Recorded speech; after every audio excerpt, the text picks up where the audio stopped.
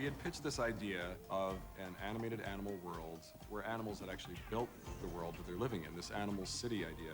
Disney hasn't done, one of these types of movies in a long time, and it was really exciting. And John said, I will fully support any film that features animals running around in little clothing.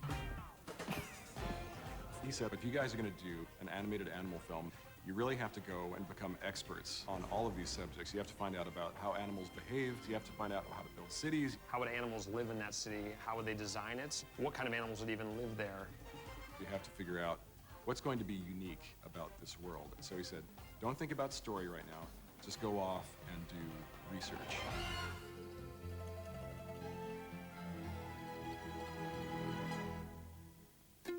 We started our research by going to Disney's Animal Kingdom theme park. And we learned so many amazing things from the incredible animal experts that were there. A lot of it was this interesting trivia that we said, well, we'll put it to the side and we'll see if it finds its way into the film. You can't trust any animal that can see in two places at once. Get them. Animators have to think about what makes that animal feel and look like an animal. We had our head of animation here, Renato Dos Anjos, and we had our head of look development, Michelle Robinson, and we had Corey Loftus, who's doing the character designs. I think one of the big things when you're actually around the animals is to take those personalities and bring them into the movie. Elephants have a very specific way of moving their heads. They use their trunks like hands. You'll see that the giraffes in Zootopia run like real giraffes do, but on two legs. Early on, we thought, okay, well, it should just be various types of animals all sort of mixed together, salt and pepper. Are cheetahs aware that they started a whole line of fabric pattern, or no? But that's actually not how animals are. There's lots of groups, but they're sort of, here's a bunch of giraffes over here, and then here's a bunch of buffalo over here. They're all intermingled, but they largely stay with their kind of groups. Just like your house cat. Except deadly. So as we're figuring out what is specific to each animal, John said, well, that's all great, but you guys really need to go where their world really is. You guys are going to go to Africa. And I'm like, Africa? And he said, yes, Africa. We flew out into the bush on these tiny little planes that jostle around a lot, and we landed in the middle of nowhere, and we were there. We were on this amazing environment that hasn't changed in 50,000 years, and it was eye-opening. There, where you're a guest in their world, it really felt like, oh, okay, you guys are in charge of this place.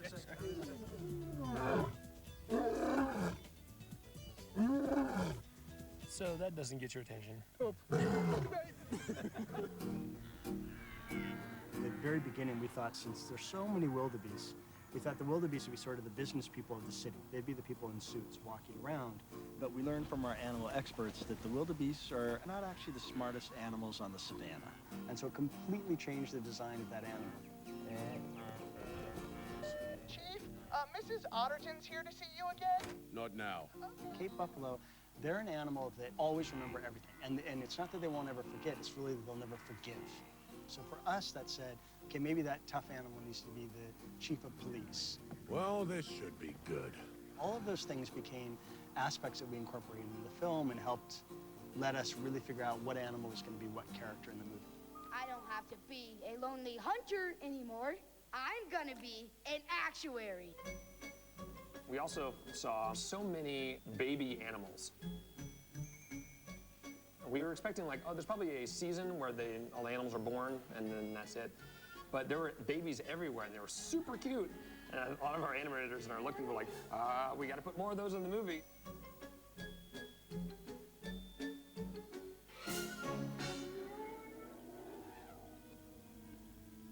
At nighttime, you hear hyenas and you hear lions.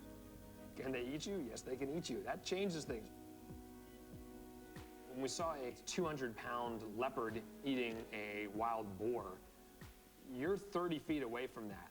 And as it looks up at you and has blood all over its face, it's super intimidating. So thinking about this movie where some of the animals maybe they're starting to go savage, that would be scary. And so for us to actually feel that was really important.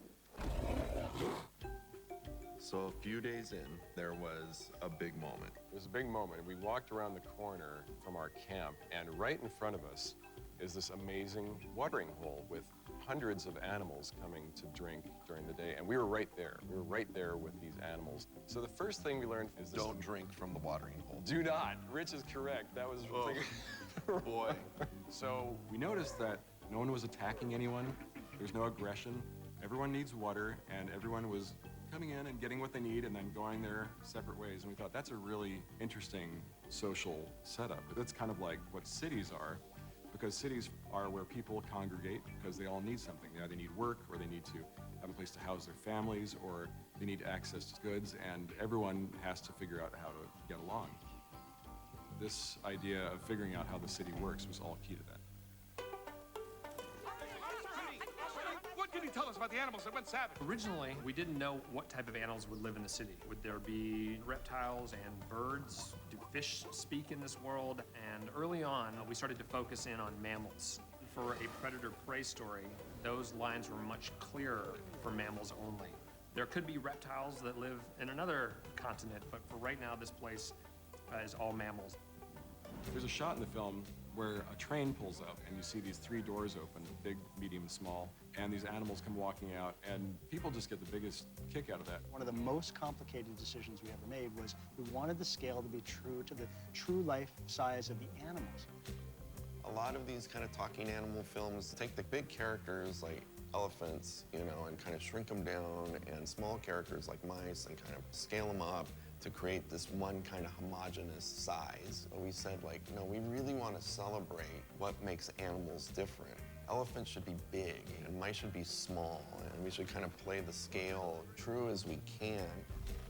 In our scale, one giraffe is 95 mice. So how do I actually set a camera to shoot that scene?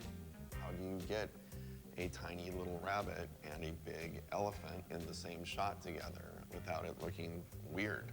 It was a rough challenge, but the results, that's what makes it unique. Yeah, you're a real hero, lady. You need to have ramps, you need to have water fountains that have different levels, you have to have sinks and desks that can adjust, and all this stuff that seems like so much trouble to get into the film is what makes the film so interesting. When you're creating a world like Zootopia, you have to think deeply about how did this world get created by animals. We looked at San Francisco, London, Paris, Las Vegas, Barcelona, Beijing. and it generated some of the most amazingly unique buildings that you've ever seen. If you look around at the buildings, you get the sense of some buildings were built last year, but there's other buildings that were built 20 years ago, and some buildings that were built 50 years ago, and then 100 years ago, and then some really old stuff on top of that. And we really wanted to give the city this sense of a history. Jared had this terrific idea. He said, a lot of cities around the world have not just one big section, but they have different boroughs. Early on, there was this idea, well, maybe certain types of animals sort of had their own parts of the city. You know, carnivores are over here and herbivores are over here. But as we started doing our research, you'd see it would really be designed by climate. What if Zootopia had a different districts? What if it had the Rainforest District? What if it had Sahara Square? We're going to have Little Rodentia, we're going to have Tundra Town, we're going to have downtown Zootopia, we're going to have all these different environments. We went to New York because in New York you have places like Little Italy that are right next door to Chinatown, but there's a downtown where everyone intermingles, and you get this idea that these all animals, all people, but in our movie, of course, all animals come together, and we found that that was very common in a lot of big cities. Some of the fun of the city, what made it interesting was hot abuts right up next to cold. How do you do that? If you want to cool something down, just like your air conditioner blows cold air this side, there's always, on the other side, this exhaust that's always hot. So actually it made a lot of sense to put Tundra Town next to Sahara Square because you'd have that. And then maybe the ice, when that melted, that gave you the water that became the steam for the rainforest and the water for the rain. So there's sort of this natural ecosystem that started to develop that we used for the city. And it started to feel like a real city. It feels like you could step into the screen and travel from one environment to the other as easily as taking a train ride. People ask why we go on these research trips, and it's those ideas, things you would have never thought of if you hadn't been there in person with those animals. All right, now smile like a crocodile. And that's what's great about these research trips, you know, when you're kind of seeing these new things and you don't know how they're going to really apply to the movie at first. We're trying to give you something that feels real, having a world that combines the best of what a human world can be and also the amazing jaw-droppingly beautiful world of animals. It's just a great privilege for us to be able to bring something like that to the screen.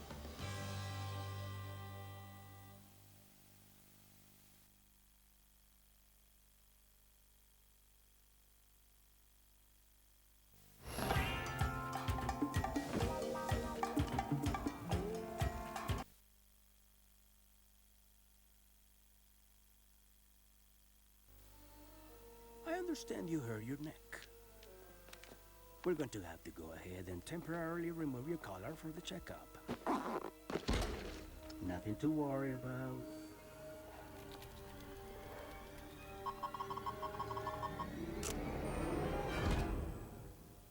I don't think everyone really understands what goes into telling these stories. Sometimes the movie you start out with is not the movie you wind up with, and it's an incredible adventure that story takes you on during the making of one of these films.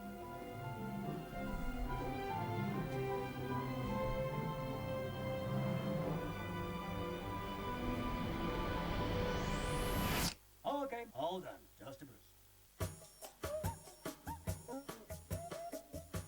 When a director initially comes up with an idea, they pitch 3 ideas to John Lasseter. He says, don't put all your eggs in one basket. And so we came in with 6 ideas. The thing that a lot of these films that we were pitching had in common was that they all featured animals running around in clothing.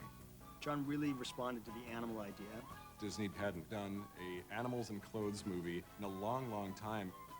There's a lot of things that excited me about Zootopia when I came on. One thing was that for the first time, we were going to take those great 2D designs that are so classic Disney, and we were going to do it in CG. I grew up on Robin Hood, and John grew up on Wind in the Willows.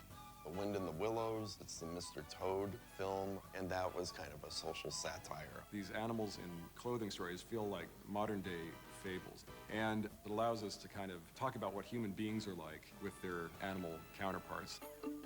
Byron started with that. He wanted to tell a story of the bias that human beings can use towards one another and tell it through an analogy or a metaphor with animals. And that really started us on the journey of, well, what if you had a character that was a predator and a character that was a prey animal, so opposite from one another, and they have to get along. And that was the basis of where Zootopia came from. From our research, we really discovered that in nature, the ratio of prey animals to predators is 10 to 1. Predators, even though they're very powerful and can be kind of scary, they're this little tiny minority. And we thought, well, that's really interesting, because if you have a city full of prey animals, do the prey animals all trust the predators, or is there still some of that fear buried in their psyche? And we thought, what an interesting thing to explore. And it led us to this concept of thinking about, well, what if the prey were in charge? And so one of the ideas that was in the earlier version of the film was that prey animals only felt safe if predators wore these things called tame collars. And tame collars was sort of like a dog shock collar. When a predator would start to get agitated, it would kind of go from green to yellow to red and tell the predators to take it easy. And that tame collar wasn't truly necessary, but it made the prey animals feel better. It really helped in creating great sympathy for the predator characters. We also had a very poignant moment where this adult polar bear was giving his 5-year-old son his first tame collar. And it was a very emotional scene. The day he becomes a big bear. Little polar bear was very excited to get this collar because it meant that he was grown up. But his father was so upset that he was never going to be free again. That scene was one of the tent poles that we were hanging that whole version of the film on. I still watch that scene and I tear up when I see it. At that time, Nick was the main character of the story. They make all the rules. That's the real ripoff. There's a cynical character, and you really get to see his plight in the world. As we're putting the film together, we screen it internally a lot. To directors and writers and story artists who look at each other's films and really give critical notes and thought. The film during these screenings that we have about every 4 months wasn't making the progress that we'd like to see. Listen to me. That is not what happens when you take your collar off. But we kept getting notes talking about the fact that ultimately the collars really felt negative in a way that you didn't like the world. Zootopia was this kind of oppressive police state. If the world is already this broken, what am I rooting for? After about 5 or 6 screenings, we realized that one of the issues that we had is that as we introduced the film through Nick's eyes, since he was cynical, the audience became cynical about the city itself, and that was a big problem. There was nothing for the audience to discover. It was pretty blatant that this guy was miserable, so it just came out the gates negative. When you're in that situation, you need all the firepower you can get. Phil Johnston jumped on to help out. We spent about a year trying to work together to assess what's going on. I didn't get involved until pretty late in the game. It sort of needed a fresh set of eyes. We all kind of agreed, let's try a version without those collars.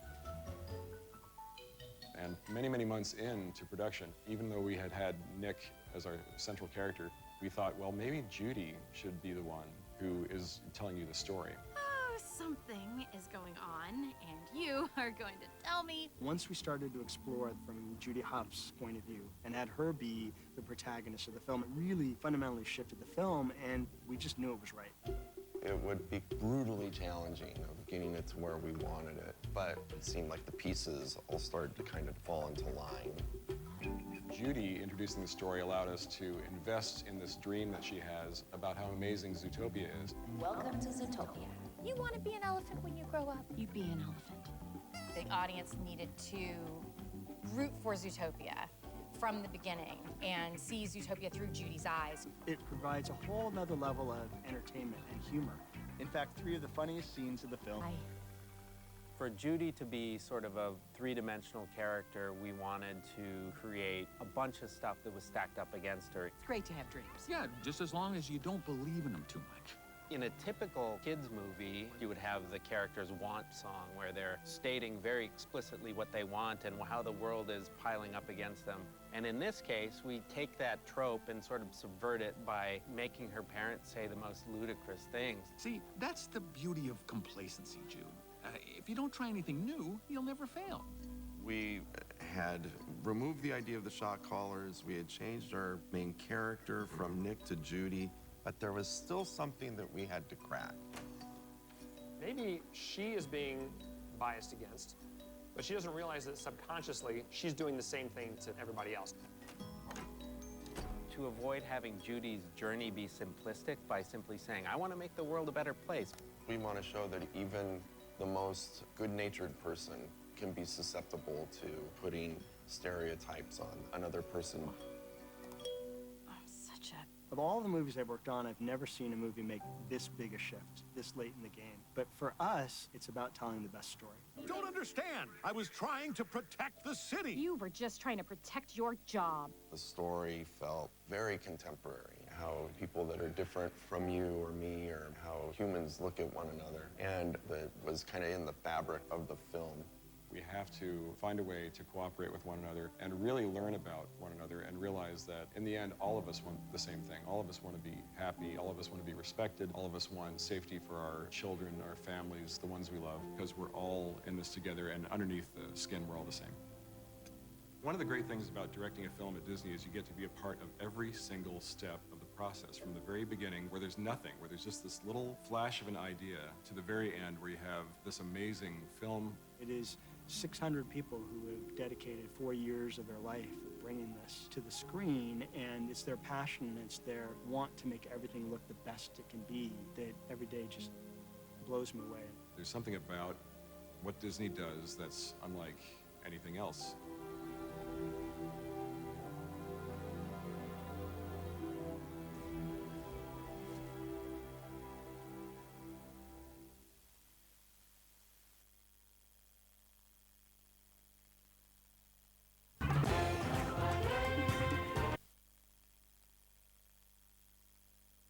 Amazing city. Add to that, they had to walk on 2 legs and wear clothes. Try fitting a tail through a pair of khakis. It's not easy. To talk about characters, we joined Character Look and Development Supervisor Michelle Robinson, Head of Characters and Technical Animation Dave Komorowski, and Technical Supervisor Ernest Petty.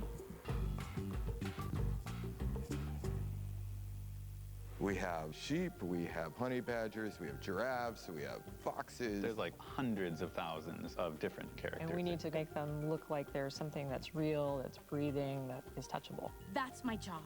To create the characters of Zootopia, we start out with artwork. Corey Loftus, our character designer, provides these beautiful drawings. Then we step into the modeling phase. Our modelers will take those drawings and recreate sculptures within the computer. And then those sculptures come to my department, and we need to go in there and paint the colors and add texture and put the fur on them. What did you find was the main differences between animal fur and human hair? We discovered it wasn't, one additional problem moving from hair to fur. It was, as many problems as we had species of animals. Every animal's hair is different in its color, in its structure, how shiny it is, how rough it is. For example, the polar bear fur is pretty special. It's sort of transparent with a kind of a hollow core. I was pretty surprised by that. I think there was another challenge just in how much fur there was on these characters. The humans we've done in the past, yeah, they have a head of hair, and the hair can be really long, but there's a few 100,000 hairs there. So fluffy. Elsa had 400,000 hairs? On her head, yeah. I think Nick and Judy both had over 2 million hairs on their body. And then when you get to the giraffe, it's got over 9 million hairs. So this is an animal world. Who makes their clothes? Well, yeah, we did have to kind of decide whether at every scale, did they have tiny little factories for the mice where they made tiny little clothes, or did they all shop at some general fabric store? We're used to clothes that fit well on humans, but a nice shirt won't drape or feel right on a fox who has shoulders that are sloping down completely differently. A lot of different aspects really challenged what our normal sense of tailoring clothing and how it will work on these types of characters. Some of the characters couldn't wear pants because their legs were so short, so they ended up only wearing shorts. But then when you cut out a little outfit for a mouse, it's going to be pretty stiff. But if you cut out a pair of pants for an elephant, it's actually going to feel like a tent because there's so much of it. Yeah, and how do you tailor a shirt for a camel? Or how do you put a t-shirt over a moose's head? Challenges. Yes. How did fashion play a role in all of this? It certainly ties into their personality. So there are characters like the mayor with his, really clean, sharp suit, as opposed to Bellwether in the beginning where she's a little bit kind of frumpy, and eventually over time she becomes more powerful in the suits that she wears. It's a subtle color change. And what about Nick? Yeah. Well, his like slightly off colors and loose tie, and his, they kind of convey like sly/con man. It's called a hustle, sweetheart, and I'm not the liar. He is. Well, I remember also with the fashion challenge, there was also a big technology challenge. I mean, if you take your big challenge in the movie and it's saying there's fur everywhere, that impacts every department pretty much across the entire show. We had to write a new, what's called a shader, to basically make light travel through the hair in a realistic way, which is something that we never needed to focus on before and had not been able to do. The last time we had really done a movie with talking animals was Bolt. And back in Bolt days as well, he wasn't wearing any clothing at the time. Right. I do recall there was a few scenes where Bolt had a collar on him. Yeah. That one collar caused a lot of sleepless nights and a long time just solving that one little problem. Now we fast forward to today, and we have wet, furry characters running in the rain with wind. On top of trains. On top of trains. Yep. All of that we could maybe do for a single character for a special scene sometime in the past, but to do it throughout the entire movie at this sort of scope and scale is something that we could not have done even a couple years ago. What would you say is the most fun part of working on this movie? I really enjoyed the process of working on the yak. I thought he was a great character. I think he's really fun. A lot of little details. I love the character Clawhauser. He's my favorite character. He's a cheetah that's lost his way a little bit. He sits around and eats donuts, and I kind of relate to that.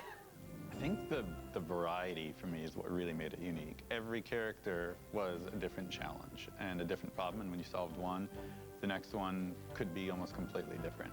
Zootopia, it was a lot of fun. Yeah, it's been quite a journey. There's so many little details.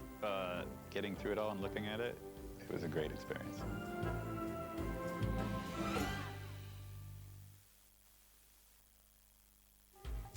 Texture, design, even the way the camera moves in every shot gives me the feeling that I'm actually there. Imagination.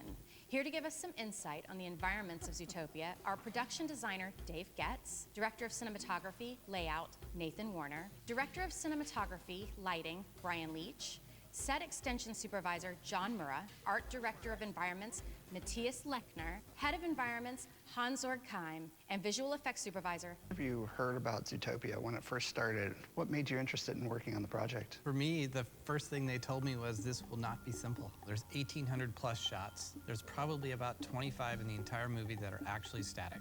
My mouth dropped and I said, please, please sign me up. Yeah, the complexity and the characters are amazing, and I just wanted to see all that come to life. Yeah, for me, it was the variety of different environments. We had 6 unique habitats and 4 different climate zones. So it was a nice challenge for me just to get this all up on the screen. Can you talk about the scale and the scope of the different environments? I think one of the big challenges of it, and one of the most interesting things about it is, in this world where all animals live together, a mouse needs to be able to cross the street with an elephant, and what does that look like? It's really the fun of developing systems that allow all these different size animals to live together. I thought it was interesting to think about if you see a town or cars, you will first of all think about our human scale. So we actually ended up using wildebeests as sort of an equivalent for the humans. And then there will be the, say, cars for wildebeests, there'll be cars for elephants, cars for mice.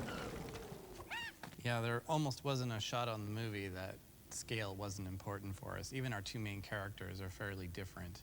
But certainly, without a doubt, the most challenging sequence for scale is going to be the chase through Rodentia. I am in pursuit!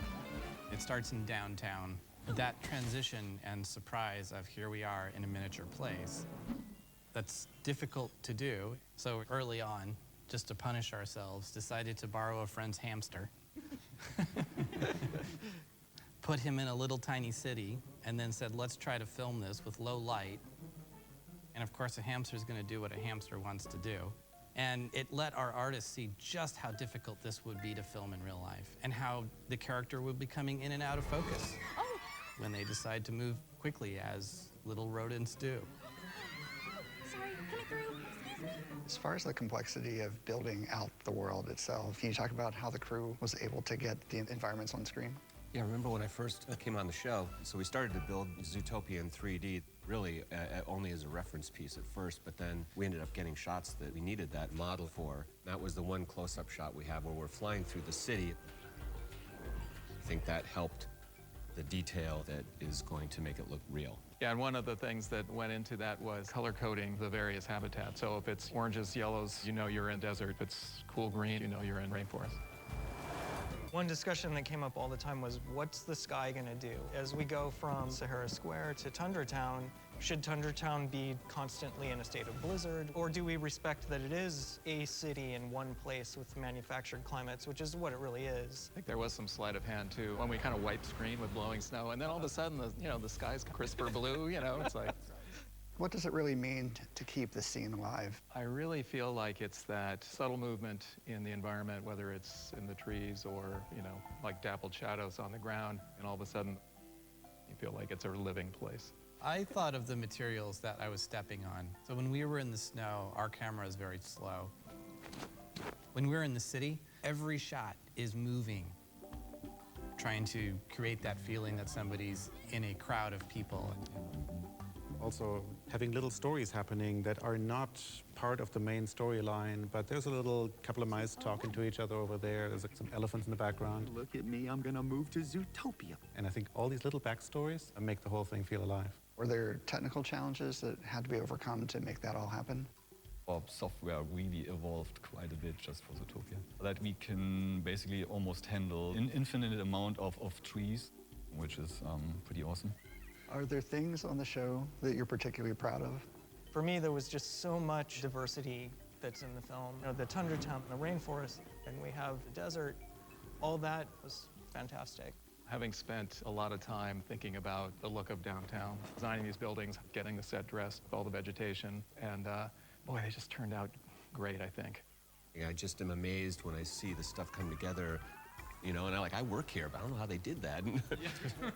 I mean, it's a little bit like a childhood dream that came true, and you have an idea, and then there is the best artist in the world making that happen. I'm just happy with the whole thing. Thank you.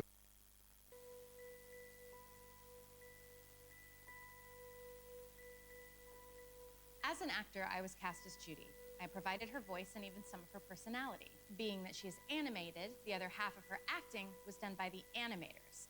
And together we brought Judy's performance to life. On Zootopia, a team of over 70 animators worked on every animal, from Nick to Judy to the tallest giraffe and the smallest Arctic shrew.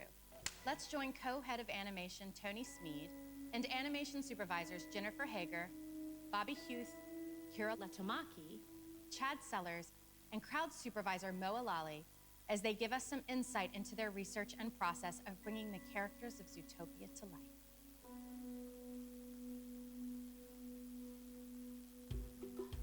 Hi guys. So when was the first time you guys heard of Zootopia and what kind of drew you to it? I remember seeing like an image of a tiger in like a sweater turtleneck thing, and it kind of reminded me of Tailspin, which that brought me back to my childhood and immediately engaged me in the project. I remember hearing about it like just at lunch, just like an all animal movie, and I just thought, oh, that's right up my alley. Like I would love to work on that because that's all I drew as a kid was animals. What it was for me is the complexity of the world. It was like not just about the animals, but having a world supporting those creatures in a very complex way. A city built by animals, Yeah. you know, who walk on their hind legs with pants. Who doesn't want to animate that? Finally, we gave some animals some pants. Like Donald didn't have pants. When it comes to us, like we have to, you know, like really breathe life into these animals. So you have to kind of like look at the animal and almost characterize how the animal moves. So really trying to exaggerate what that animal is. You had to find something that would help the animal thing kind of come across. We're trying to figure out how do we make these animals that walk around on 2 legs feel not like a person, but like their animal counterparts that walk around on 4 legs. People think I'm a kitty, but I'm really just a fox. The moment that they're on high alert or frightened or something, you really start to see the nose twitch on hops or the ears go up, and that natural animal instinct just really starts to take over. On Nick, it was the elbows out. I always felt human. But if you bring the elbows in and keep them in, it looks more like- canine then. Yeah, because their shoulders are actually on the sides of their body, right? Yeah. So I think that just, because they can actually do this, you know, but they can't, you know, lift their arms all around. And like in the beginning of this movie, I was thinking like, oh, we're gonna have just like a C curve for their back. Like that's how we're gonna make them feel animally. So I drew that for Byron and I sent it to him. And I was like, what do you think about this instead of what we had before, which is a very human looking body? And then he sent that drawing back with a squirrel back where the back, the immediate back is just a straight line. And then when it gets to the hips, it kind of like comes out like this. So you get this kind of S curve down the back. Whereas so they don't feel like they're slumped over, but that was like a revelation, the squirrel back. Assignments? We'll sit in a sequence meeting with the director. We'll divvy out shots to everybody. It's funny trying to figure out the animator who would be great for this shot. I when always we go kind of through think the of whole it thing. like Tetris, like you're trying to get like Everything fit. the exact right person Yeah. for the exact right shot, and when you get that, you just feel so good. Like this is perfect. It's great. I feel great. The directors remind us of like the big picture too, because I think sometimes we get just really focused on just, oh, this is just my little shot, but they'll remind you like, oh, this is what happened in the sequence before, this is what happened after. And then they will get into the minutia of the shot, like all those details. After grabbing all their research, all the info from the directors, we'll finally go into the computer.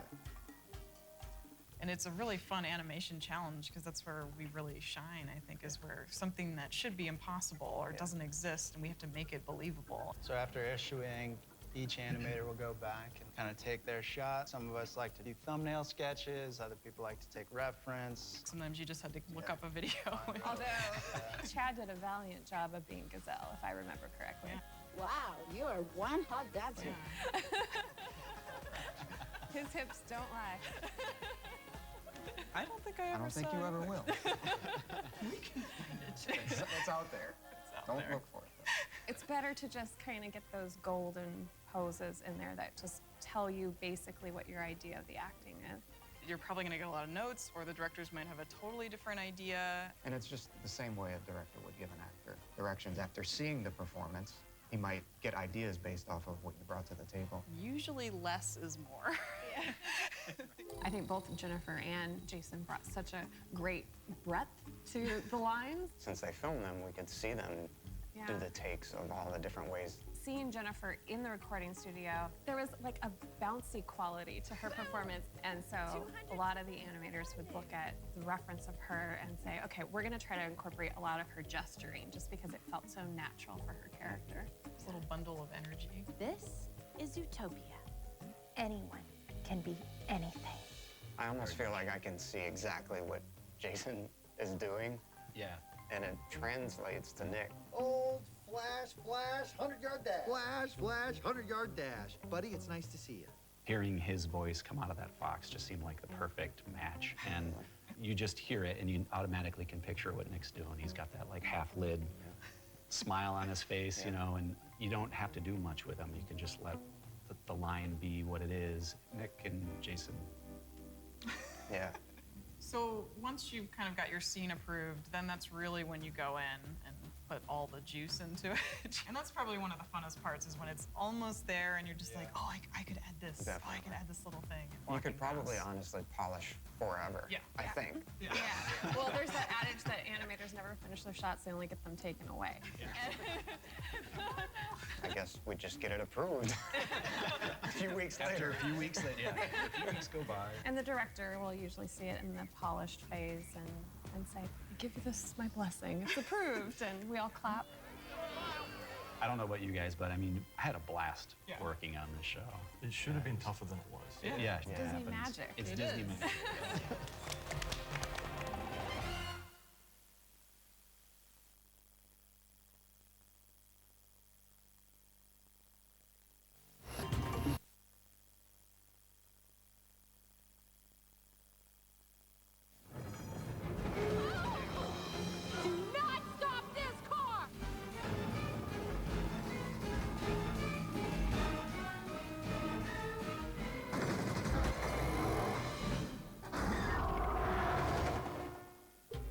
Zootopia, it's a city that was made by animals for animals. And so as we developed this idea, we came to him and said that we want to have a really world music vibe. It's like a real city, and then underneath that, we have sort of a very hip vibe happening as well. And it's great, so being able to mix all of those things together really does help make it feel like you're in a modern city, except with animals. Basically, the idea for this film was to bring a bunch of weird sounds together. John kind of challenged me to go out and find exotic things. So I called Bernie Dressel, my drummer, and said, what do you got that will give us something different, but you can still play like a drum kit? So this is what he brought in. You gotta see this. You'll see his kick drum is made of an old wash tub. And then same with this tom. We have a wash tub over here. Back there, we got an old oil drum. Oh, that's cool. If we do something like this, we can immediately be drums, and in the meantime,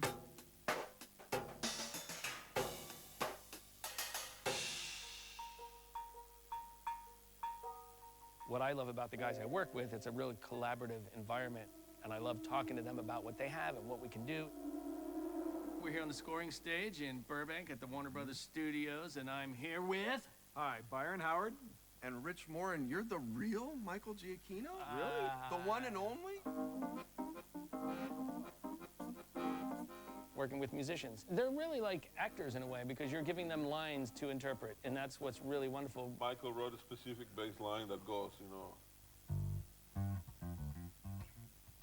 We have the greatest rhythm section of all time. Who anchors the rhythm section? That's the bass player.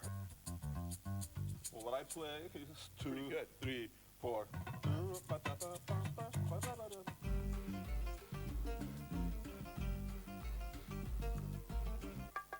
Of course, one of the most important areas of the film sonically is percussion. I mean, look around. We have all of these choices of what we can do. We have djembes and congas and bongos and all of these drums, and we also have very strange sounds as well.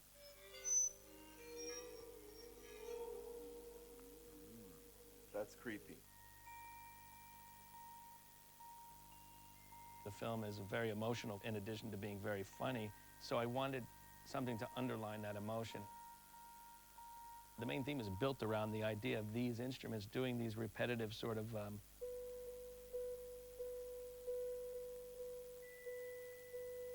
it's just meant to be very simple, meditative feel. You gave her a clown vest and a three-wheeled joke-mobile in 2 days to solve a case you guys haven't cracked in 2 weeks?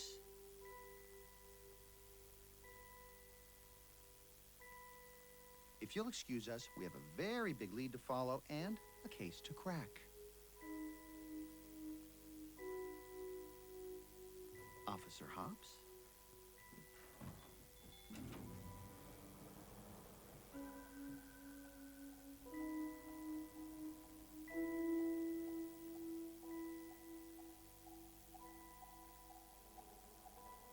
It's one of the most amazing things for us as filmmakers to come in and to see you play, and it's magnificent.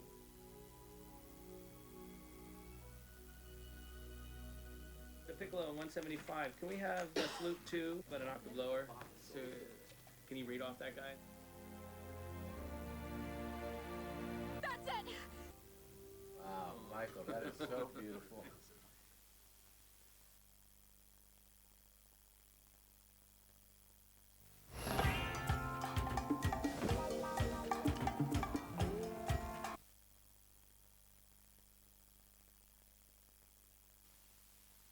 Zootopia, a roaring metropolis where predator and prey live peacefully, going about their daily business as they would in any other urban jungle.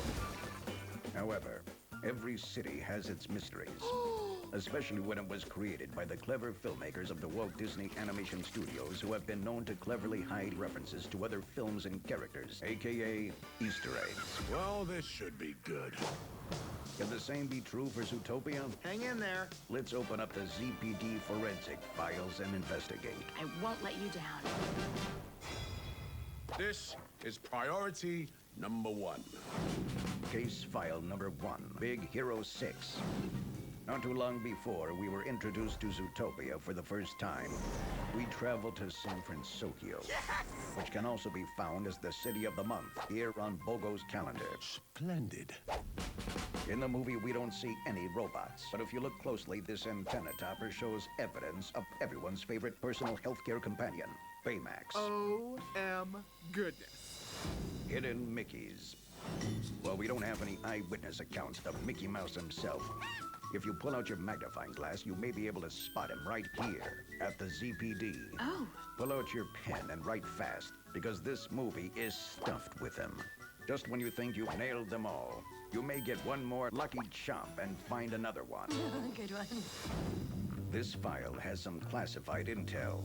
Yikes. Here is a clue referring to Disney Animation's next feature, Moana. Yes! The evidence is here on this car in Zootopia. This hook belongs to Maui, the demigod. That's the truth. This one is tricky, as this character is a master of the art of camouflage. Can you find Pascal from Tangled blending in on Chief Bogo's metal? Haven't seen him in a couple of weeks. We have found some hidden Mickeys, but what about a hidden Oswald? That's right. Judy and her family aren't the only bunnies in the film. Oh, look at you, Junior Detective. Frozen. From Arendelle to Tundra Town, this cold case has many clues throughout the film. Let it go. Take down the description of these two. Young, gray, and wearing Anna and Elsa dresses. Is that adorable? There's an all-points bulletin out for this guy. Stop in the name of the law! Duke Weaselton, who suspiciously has a similar name to this guy, the Duke of Weaselton. Weaselton! And he even sounds familiar. Come on! Why? Because both are voiced by Alan Tudyk, who made appearances in the last 4 Walt Disney Animation Studios films. Kind of a big deal. The second most obvious place for a Frozen reference after Tundra Town would be Jumbo's Cafe. What are you talking about? The Frozen pattern on these plates are all the rage at this elephant ice cream parlor. All right, give her a little bye-bye toot-toot. That's it, Cadet. Let's go. We've just scratched the surface, as there are even more hidden Easter eggs to find in Zootopia. If you've learned anything today, it's to keep your eyes open everywhere you look, especially in films from Walt Disney Animation Studios. You never know what may be hidden right before your eyes. Case closed. Ciao.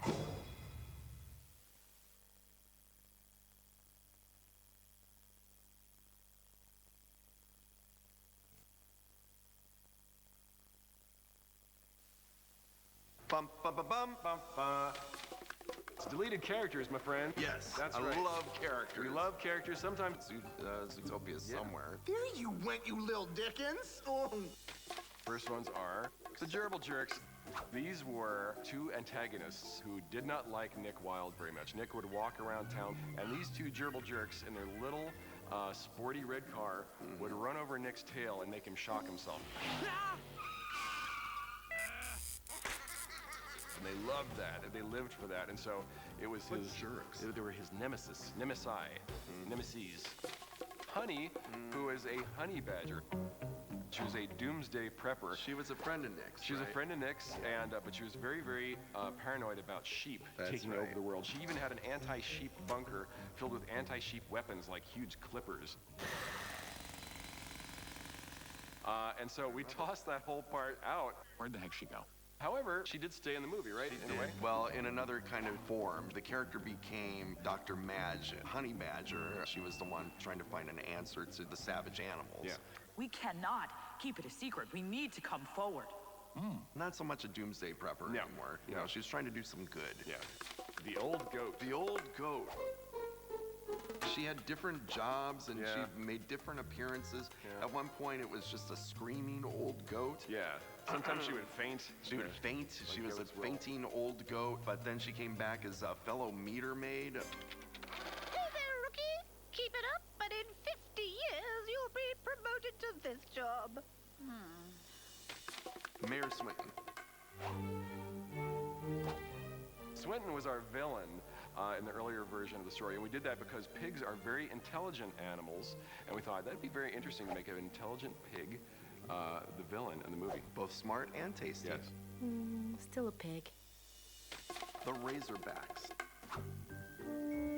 The Razorbacks were a cool elite police force that the police brought in when things got really hairy with predators. Hairy, see what I did? Sniffers. But they're tough guys. They had special weapons. They had tough haircuts. And they could kind of sniff out, you know, predators. And, They're really they're tough pretty dudes. cool. Don't mess with them. Wooly. There was a sheep in the movie called Wooly who was doing all sorts of nefarious stuff. And if you've seen the final film, you know that sheep continue to do nefarious stuff in Zootopia. But this time he was hiding his identity with a corset. And he would tie himself up and he would make himself very skinny and wrap himself in an overcoat and put on a wolf disguise. So he was a sheep. Sheep in wolf's clothing. See what we did? We took the old cliche and so clever. Yes, very funny, very funny.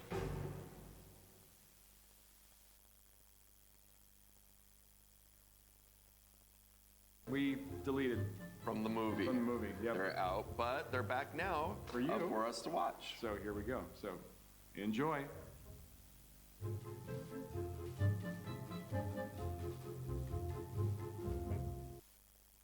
Okay, this first deleted scene is called Alternate Opening. An opening that is an alternate, a different way into the film, completely from what you know. This was our way to both establish the world and Judy's character. So you'll see Judy as a young rabbit, and you also get to learn that Judy is unhappy with the rabbit's lot in life. And we also see Judy come to the rescue of another classmate who's stuck up in a tree, a little bobcat kid. Bobby Cat. Named Bobby Catmull. The scene became the bullying scene with Gideon Gray because we realized we needed Judy to be the victim of bias. And also to set up why she's got a thing about foxes, as much as she doesn't want to believe that, so that's what that did. Well, here we go. Let's watch it.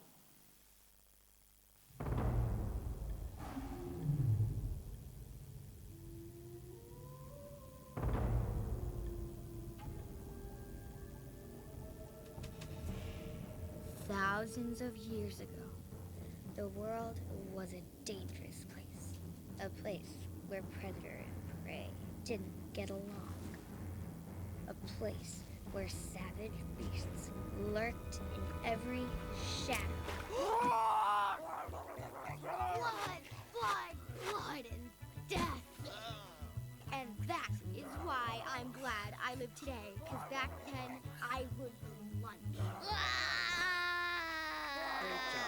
That was just terrific. Oh boy.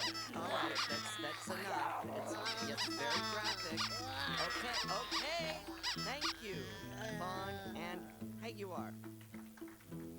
Fawn, pick up your intestines. Thank you. Hey, that was great. You had me at blood. Hey guys, could you straighten that banner? The other, no, your side goes up there, Quilda. There you go. Okay, Melody Mammals, you're up. Rory, Woody, Sally, and Judy.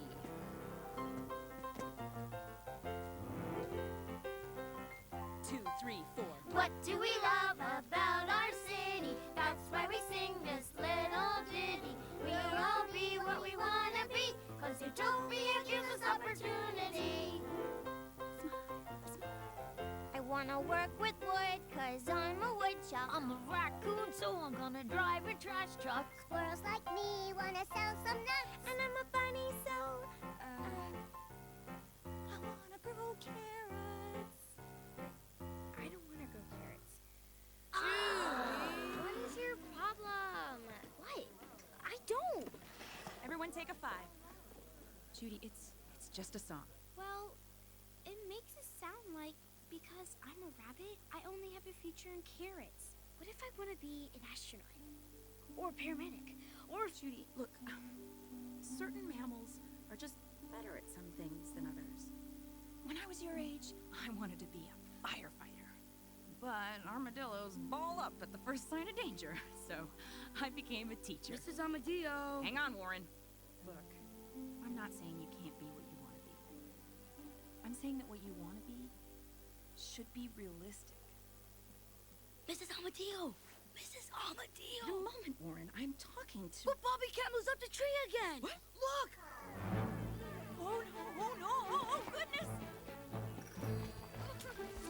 Okay, Bobby, just stay calm. I climbed up and I can't get down. Take a deep breath, just like last time.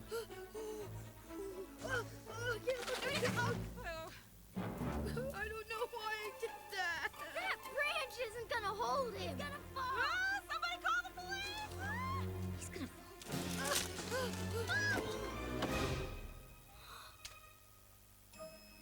Oh, what is that? Wait, what? Oh, what?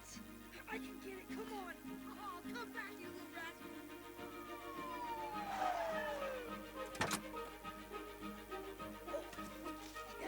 Come here. Come on. Oh, gotcha.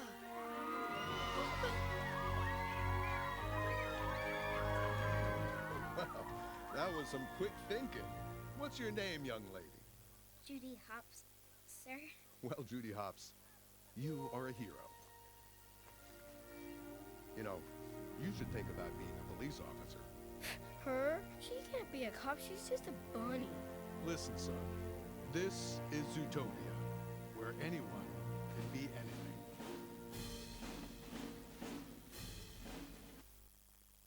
This deleted scene is called Nick's Wild Time Pitch. And originally in the story, prey animals kind of ran Zootopia. And they made predators wear these shock collars to make the prey feel safe around them. It's like a public safety measure called topia. Right. So if predators became agitated or emotional, the collar would give them a little shock, and it made the prey animals feel better, but it was kind of oppressive. Yeah, and in this world, Nick had a great idea for a business, a money-making venture called Wild Times, where predators could actually take their collars off and behave like predators and chase things and go on this thing called a roller coaster, which is like a roller coaster that lets them roar and be themselves. And so it was a perfect money-making venture for Nick. However, he had none of this. None of this. None of this. No capital, no dinero. None of the lettuce. Poor, and he was a poor guy, and he needed to make some money, and he had to go to all these banks that are all run by prey animals. And at the end of this very frustrating day, Nick finally breaks down and realizes that the prey banks aren't going to help him, and he's got to go to Kozlov. He was a polar bear that was a mob boss. Yeah. Yeah, so enjoy Nick's Wild Times pitch. What does every pred in this town want? An escape from everyday life. A place where the only rule is to have fun. A place for them. A place called Wild Times. Okay, now this is a fun zone amusement park exclusively for Zootopia's largest untapped market, Preds. You know, they say you can't put a price on happiness, and I say you can. Bang! There it is. $19.95 a ticket. I have a building lined up. I have the plans. I have the staff. I have a dream. The only thing I don't have is a loan to make it happen, friend. Will you help me make it happen? Will you help me make it happen? Will you help me make it happen? I'm just gonna put it out on the table. You don't like mammals like me, and I do not like mammals like you, but what do we both like? We both like money. You have it, I want to borrow it, and then we'll both make a lot of it. Hmm? Desperate.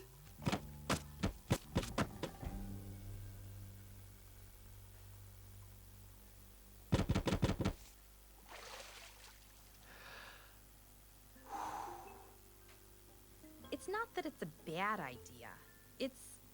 Look, there's just too much risk in loaning to mammals without credit. Well, see, the thing is, I can't get credit if you won't loan to me. Right, absolutely, and we will be happy to loan to you when you do have the credit. Have you tried any of the other banks, Mr. Wild?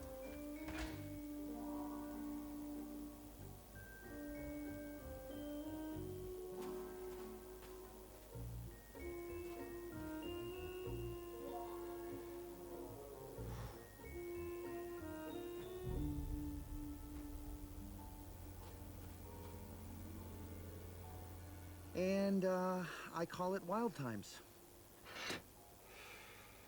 I have the plans, I have the staff, and I have a dream. The only thing that I don't have is the loan to make it happen. Will you help me make it happen?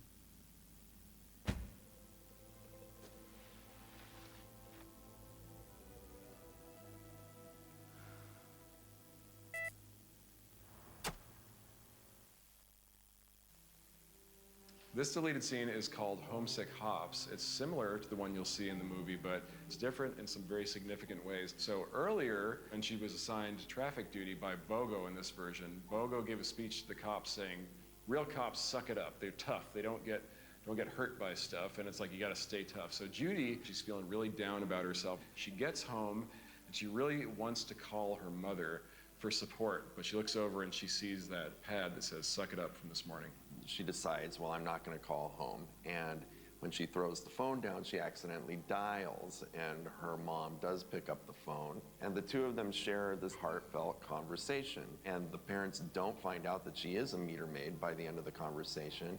And Judy is really motivated by guilt rather than determination. Yeah, so enjoy.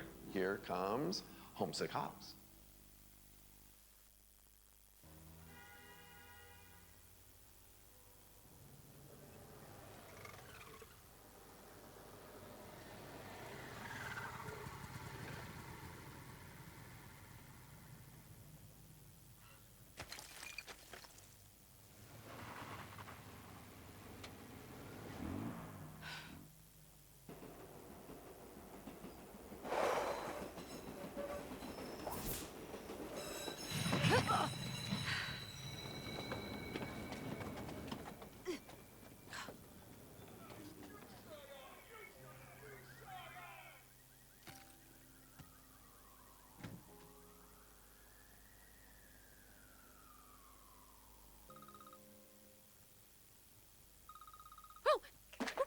Hey, there's my girl.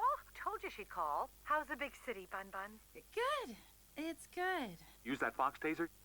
No, Dad. But is that Trudy? Ask her if she's been eaten yet. Oh, for goodness sake. No one got eaten, Pop-Pop. Well, foxes are red because they were made by the devil. Oh, dear. So, tell me about your first day. Oh, it was really great. What's wrong? Fine.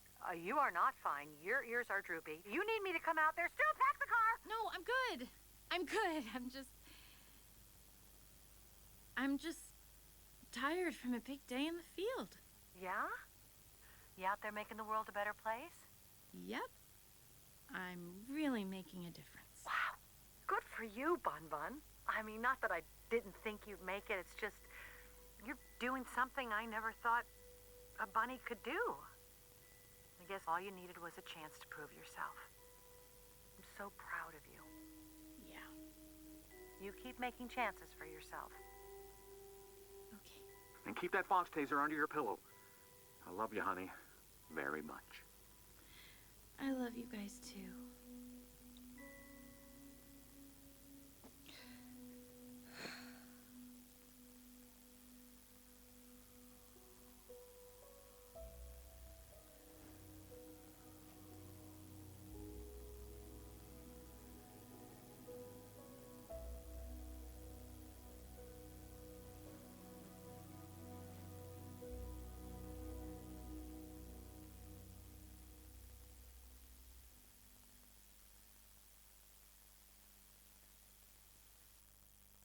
Next up, we have a deleted scene called Detective Work. This is a scene that happens right after Judy is awarded the case of Emmett Otterton. And Judy, since she doesn't have a computer of her own, is having to borrow another police officer's computer. The thing is that the computer belongs to an elephant cop who is on paid migration.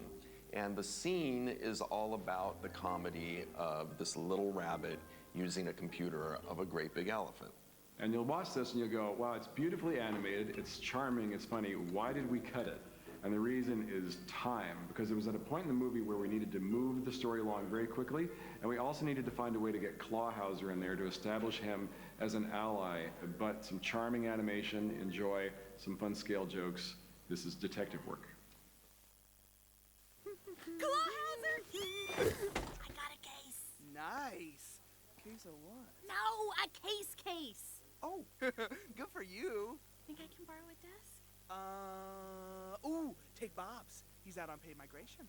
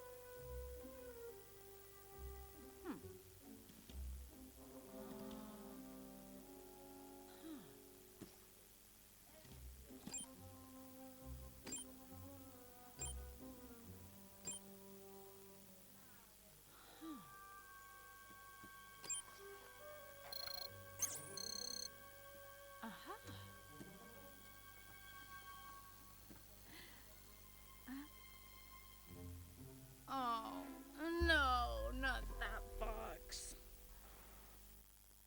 Next up is the original Jumbo Pop scene. The way the scene played when the movie used to be told from Nick's point of view.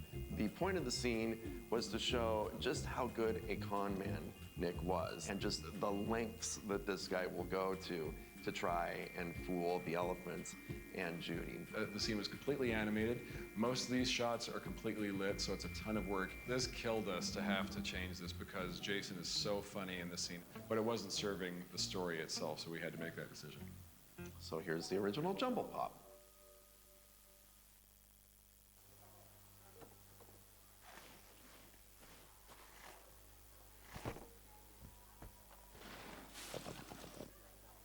Here you go.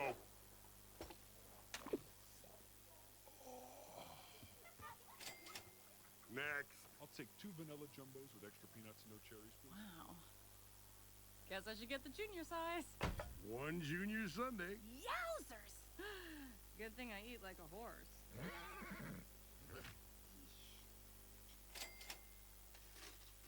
Grab a seat, don't break nothing. We'll bring it to you. Next customer. Hello. Hey. There I am. One jumbo pop for my boy, please. You want red or blue, pal? He can't eat all that. Why don't you pick something else? Boy, I'd rather not pick something else. He's been looking forward to this for weeks. Listen, Fox. He's not gonna finish it. It's gonna drip all over the place, and I'm gonna have to clean up the kid's mess. Pick something different, or go somewhere else. You're holding up the line. Whoa. Excuse me. Now, could we go somewhere else? Sure, but we have come here. Why? Pachydermiopathy. He thinks he's an elephant. Do not smirk, please. He has lived with this affliction his entire life. Every day is a battle. Buddy, give us a little toot. Is that not adorable?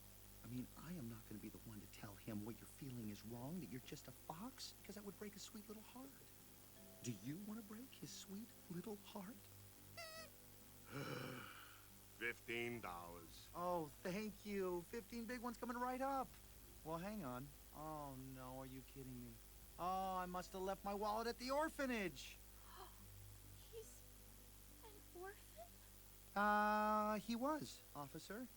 He sure was, but 30 minutes ago, I went ahead and made the best decision of my life. Yeah, I'm a dad. Yeah, and this guy, he's just been through so much. I just want to make him happy. But, I'm sorry, buddy. Gotta be about the worst birthday ever. And it's his birthday? It is, the big 4. Yeah, Doc said he'd never make it past 3, but, he's my little fighter. Wait. Sir, if it's his birthday, shouldn't he get it for free? No free jumbo pops. But he's No, he's right. If there's one thing that I want to teach him, aside from the ability to speak, it's that in Zootopia there are no free handouts. Even for this sweet, helpless orphan who is blind. Hi, everybody. Okay, so this next deleted scene is called Hops's apartment. This actually took place at the midpoint of the movie, right after Mr. Monchess had gone savage, and Nick had gotten injured during this encounter. So Judy decides to take him to a safe house, which turns out to be her apartment in the city. And when they go in, much to her surprise, is the entire Hops family, who have come to the city for a visit because they hadn't heard from Judy for a couple days. And Judy's dad is really upset about Judy having lied to the family about being a meter maid, about befriending a fox. And he wants Judy to go home. And we found that it seemed strange that the dad would have so much power over Judy the way that her boss would. So that's why it eventually became Bogo. What's the deal? Who wants to take Judy's badge after the Jaguar attack. Badge. And Nick coming to her defense. What did you say, Fox? What I said was no. She will not be giving you that badge. Yeah, and one of the things that I personally miss the most about this particular scene is that there were these great jokes in there with Hops's dad, Stu, as played by the lovely Rich Moore. In this version, scratch dialogue. Scratch dialogue. And Stu was really uncomfortable with the fact that his daughter, Judy, might be dating this fox. I was worried. He was worried, he was concerned. Rightly so. All right, enjoy. You said this was a safe house. Yeah, safe house with a space in the middle. A house that is safe. Yeah, that's cute. Judy!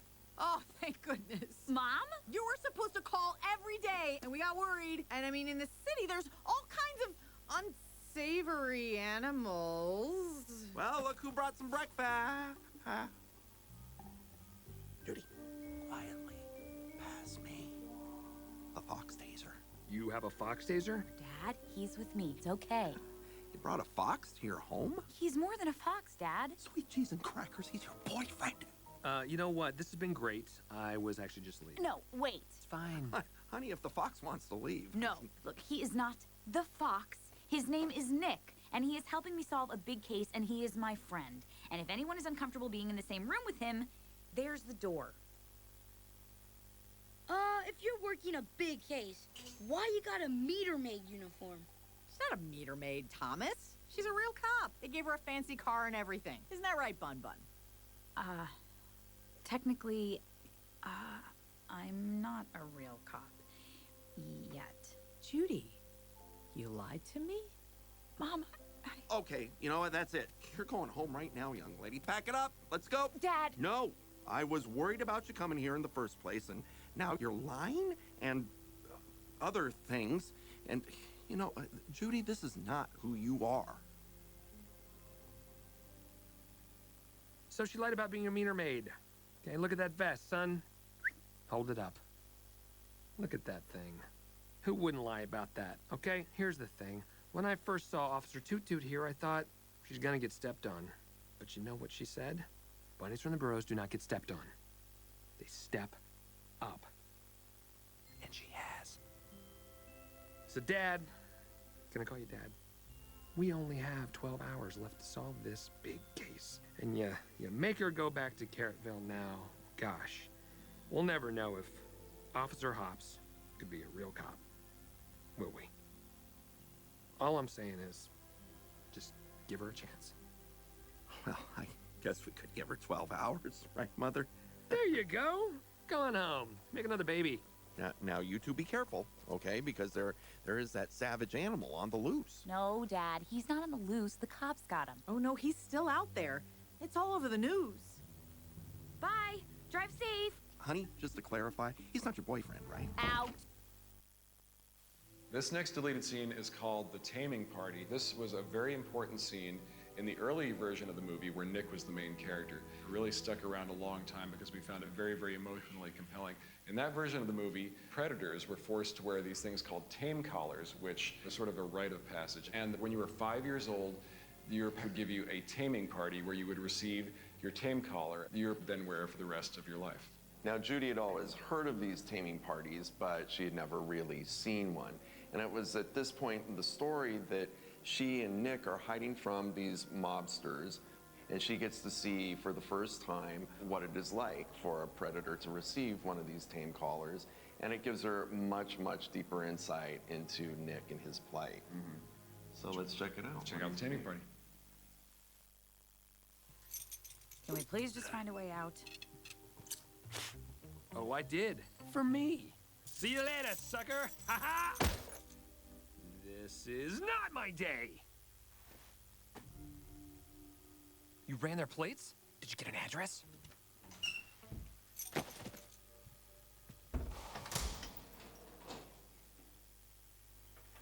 you get an address? It doesn't matter. You are going back to the station. Let's talk about the station. I am never getting my life back. We're not gonna talk about it anymore.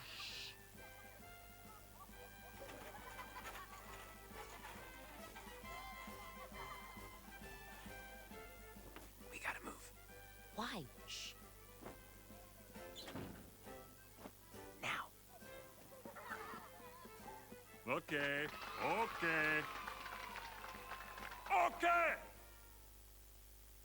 Where is Morris? Morris! Oh boy, come up here, please. Just Where keep are going. you? Come on. Today, my little Morris is no longer a cub. Today, he becomes... A big bear. That is right. A big bear. Is this a taming party?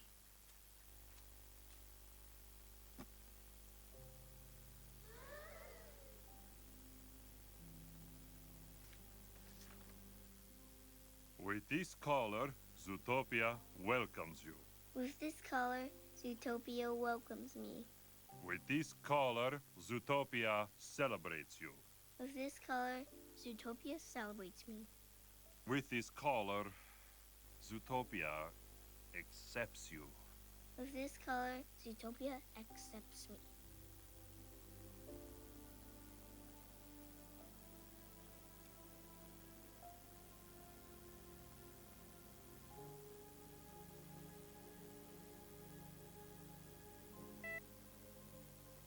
What's wrong, Papa?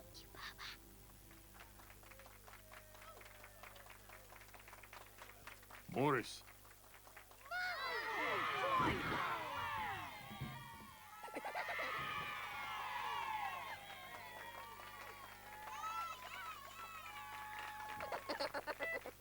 Morris.